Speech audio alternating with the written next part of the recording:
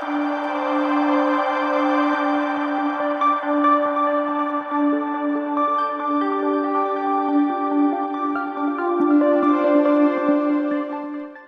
నన్ను ఎందుకు సృష్టించాడు?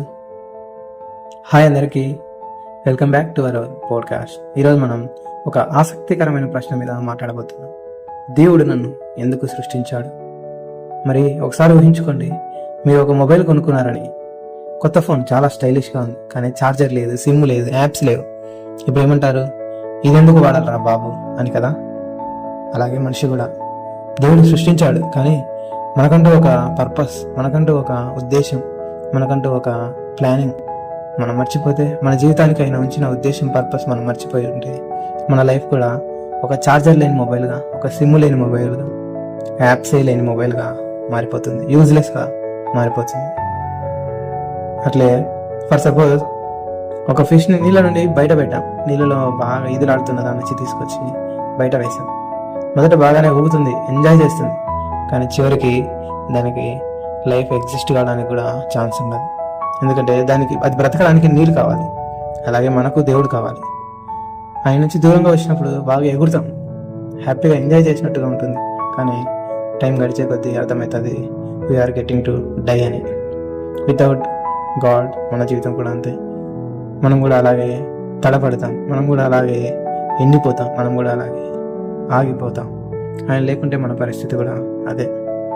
బైబిల్ చెప్తుంది, ప్రకటన 4:11, నీ చిత్త ప్రకారంగానే సమస్తమును కలగజేసేదివి, అవి నీకు ఇష్టమైనందున కలగజేసి ఉన్నవి.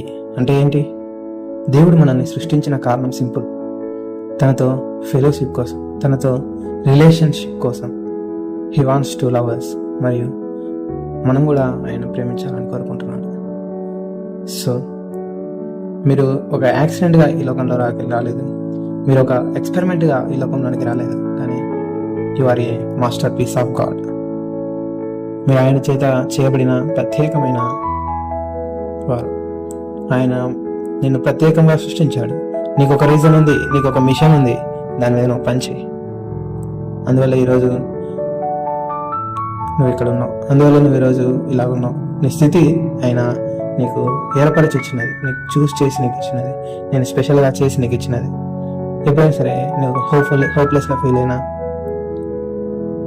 నిరాశ నిస్పృహలకు వెళ్ళిపోతున్నా, ఈ మాట ఒకటి గుర్తుంచుకో, నువ్వు దేవుని ప్రేమ యొక్క ఫలితానివి. నువ్వు ఈ లోకానికి రావడం ఆయన చిత్తం.